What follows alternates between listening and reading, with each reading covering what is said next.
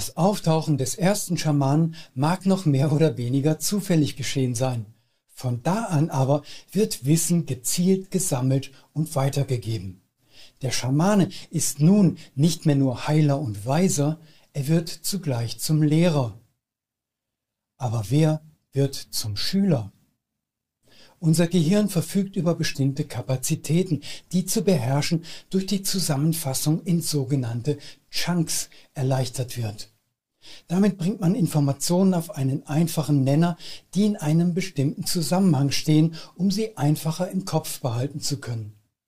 Kochtopf, Spülbürste und Löffel sind beispielsweise alle im Überbegriff Küchengeräte enthalten. Man schafft Ordnung im Kopf. Die Niederländer nutzen die 6-Info-Regel, die besagt, dass man sich 6 Einzelinformationen am besten merken kann. Deshalb bestehen ihre Telefonnummern aus 6 Zahlen und die Autokennzeichen aus einem Buchstaben-Zahlen-Mix, der ebenfalls zusammen 6 Einzelzeichen ergibt. Vielleicht die Größe einer traditionellen Familie. Eine andere Schlüsselzahl ist die 50. Bis zu plus minus 50 Dinge einer Art können wir ausgezeichnet abspeichern und erinnern. Das könnte die Mitglieder eines Clans zusammenfassen. Ein Clan der Frühzeit der Menschheit durfte nicht mehr Menschen umfassen, als man überschauen und gut kennen konnte. Es könnten also um die 50 gewesen sein. Einer davon sollte der Kandidat für den Posten des Schamanen der folgenden Generation werden. Natürlich einer aus der Gruppe, die der Medizinmann bzw. die Medizinfrau am besten kennt und dessen Eigenschaften und Fähigkeiten er sie am besten einschätzen kann. Des Lehrlings wichtigste Lektion besteht darin, Zugang zum Reich des Wissens zu finden. Hier geht es um die aktive Erfahrung des Wissens, das Erleben, nicht die abstrakte Aufnahme aus Büchern, die es damals sowieso noch nicht gab, und Vorträgen. Der Weg dorthin, der Mitte zwischen Schlafen und Wachen, kennt 2 Richtungen. Dieser besondere Bewusstseinszustand, in dem man Informationen aus anderen Welten erhält, muss frei sein von alltäglichem Geschwätz, dem Streben nach Ruhm und Reichtum und allen sonstigen Ablenkungen. Zumindest was die Zeit angeht, die man in seinem Job verbringt, also der Suche nach Heilung für einen Kranken beispielsweise. Weder im bewussten Wachzustand noch im Schlaf findet man Antworten. Nur genau dazwischen, im Halbschlaf oder anders ausgedrückt in der Trance. An jenen Ort gelangt man demzufolge sowohl vom wachen wie vom schlafenden Zustand aus. Das war's, was ich mit den 2 Richtungen meinte. Vom Wachzustand aus scheint es etwas einfacher zu sein. Bestimmte Atem- und Konzentrationstechniken ermöglichen die Versenkung in die Trance.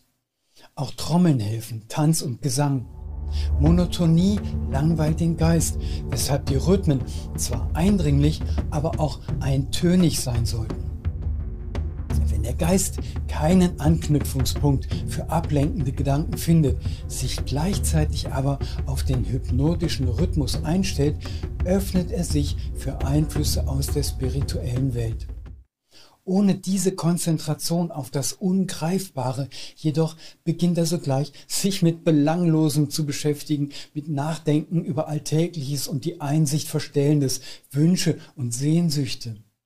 Das ist die Stolperfalle sowohl der schamanischen Trance wie der Meditation auch, die Konzentration auf die Stille.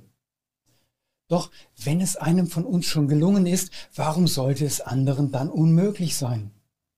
Vom Schlaf aus geht es ebenso. Hier besteht der Trick bzw. die Fähigkeit darin, sich ab einem bestimmten Punkt im Traum bewusst zu entscheiden, die wesentliche Frage zu stellen, wegen derer man hergekommen war, ohne gleich aufzuwachen.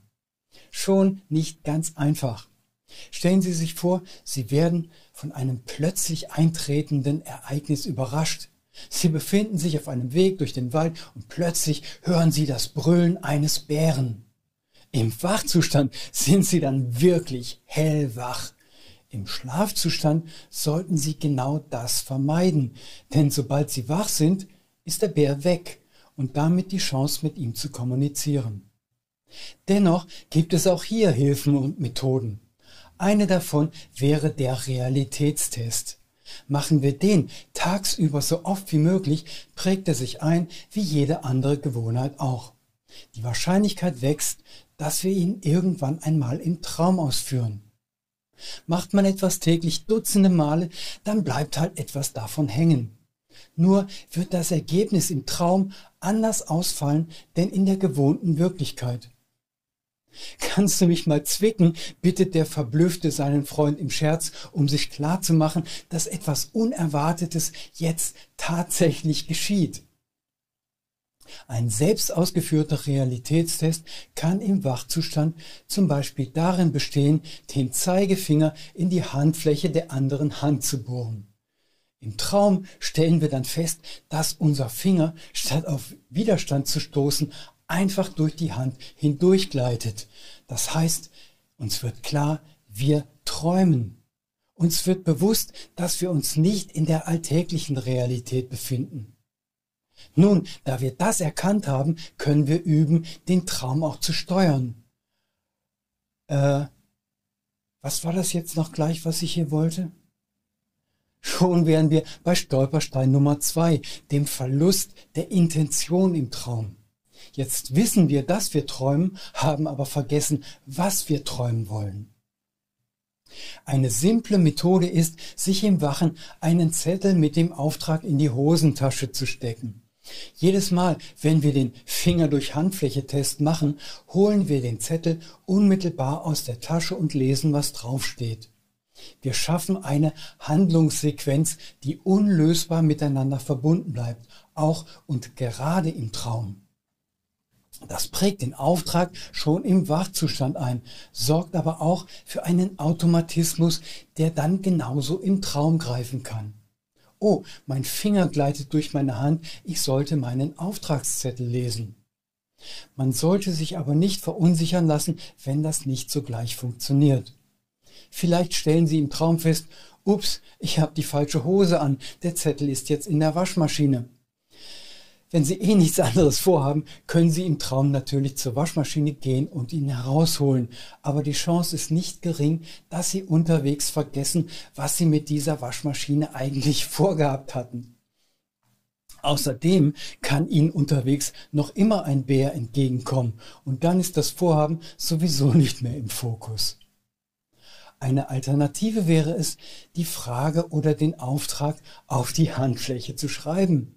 Oder es fällt Ihnen ein viel besserer Trick ein, sich im Traum auf ein Ziel auszurichten. Lassen Sie Ihre Fantasie spielen. Es wird Ihnen schon etwas einfallen, das vielleicht viel besser funktioniert als meine unbeholfenen Ratschläge. Wie auch immer, ohne Übung, Ausdauer, Wiederholung und Hingabe geht's nicht. Hier sortieren sich die weniger geeigneten Schamanenschüler einfach selbst aus. Womöglich hatten Sie sich als Gedächtnisstütze ein Medizinrad auf die Hand gemalt und dann vergessen, was es bedeutet.